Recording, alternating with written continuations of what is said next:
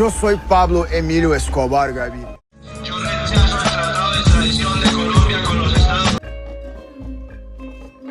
Pablo Escobar was a Colombian drug lord and narco-terrorist who was the leader of the Medellin cartel. He was born in Rionro, Colombia on December 1st, 1949, and was the son of a farmer. He was one of the wealthiest criminals in history, with an estimated net worth of US $30 billion by the early 1990s. Escobar began his criminal career in the late 1970s when he began trafficking marijuana and cocaine. He quickly rose to power and became the leader of the Medellin cartel, which was responsible for up to 80% of the cocaine smuggled into the United States. Escobar was also known for his violent tactics, including bombings, assassinations, and torture. He was also known for his philanthropy, donating millions of dollars to the poor in Colombia. Escobar's legacy is still felt in Colombia today. He is remembered as a Robin Hood-like figure who provided for the poor, but also as a ruthless criminal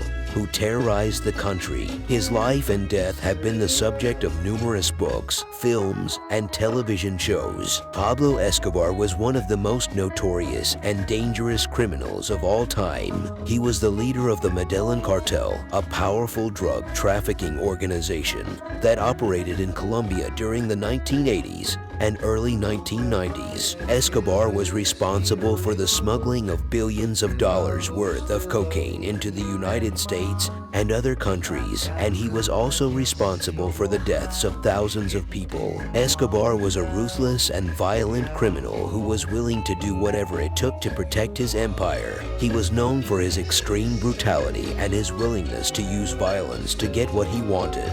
He was also known for his willingness to use bribery and corruption to get his way. He was known to have bribed government officials, judges, and police officers in order to protect his interests. Escobar was also known for his extreme paranoia and his willingness to go to extreme lengths to protect himself and his empire. He was known to have employed a large number of bodyguards and to have built a network of safe houses and hideouts. He was also known to have employed a network of spies and informants to keep tabs on his enemies. Escobar was also known for his extreme wealth and his willingness to use it to buy influence and power. He was known to have used his wealth to buy off politicians, judges, and police officers in order to protect his interests. He was also known to have used his wealth to buy off the media in order to control the narrative about him and his empire. In short, Pablo Escobar was a dangerous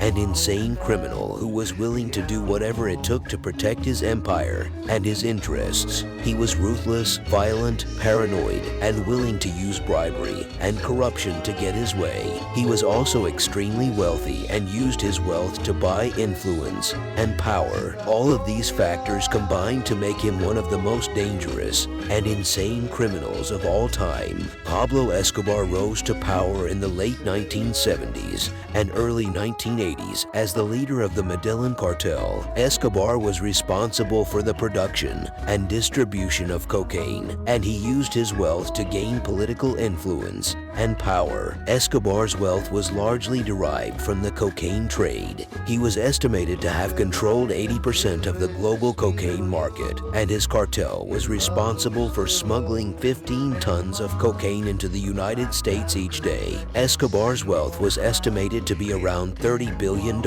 at its peak, making him one of the wealthiest people in the world. Escobar used his wealth to buy political influence and power. He bribed government officials, bought off judges, and even ran for public office. He also used his wealth to buy off the police and military and to fund paramilitary groups. He also used his wealth to build a network of allies and associates and to buy off the media. Escobar also used his wealth to fund his lavish lifestyle. He owned a fleet of luxury cars, a private jet, and several mansions. He also owned a private zoo, complete with exotic animals, and a private island. He also used his wealth to fund charitable causes, such as building schools and hospitals in his hometown. Los Pepe place was a vigilante group formed in Colombia in the early 1990s to take down the infamous drug lord Pablo Escobar. The group was made up of former members of the Medellin cartel as well as members of the Colombian government and military. The group was formed in response to Escobar's reign of terror, which included bombings, assassinations, and kidnappings. The group was also responsible for a number of attacks on Escobar's properties and associates. The group was formed in retaliation for Escobar's refusal to surrender to the Colombian government and his continued involvement in the drug trade. The group was also motivated by a desire to avenge the deaths of many of their friends and family members who had been killed by Escobar's henchmen. The group was also motivated by a desire to restore order and justice to Colombia, which had been plagued by Escobar's criminal activities. The group was successful in its mission to take down Escobar, and in December 1993, Escobar was killed in a shootout with Colombian police. The group's success was largely due to its use of violence and intimidation tactics, as well as its ability to infiltrate Escobar's inner circle. The group's tactics were controversial, and many criticized them for their use of violence and for their disregard for the rule of law. However, the group's actions were ultimately successful in taking down Escobar and restoring order to Colombia. Escobar's wealth and power eventually led to his downfall. In 1993, he was killed in a shootout with Colombian police. His death marked the end of the Medellin cartel and the beginning of a new era in the drug trade. Escobar's legacy lives on, however, as his wealth and influence continue to be felt in Colombia and around the world.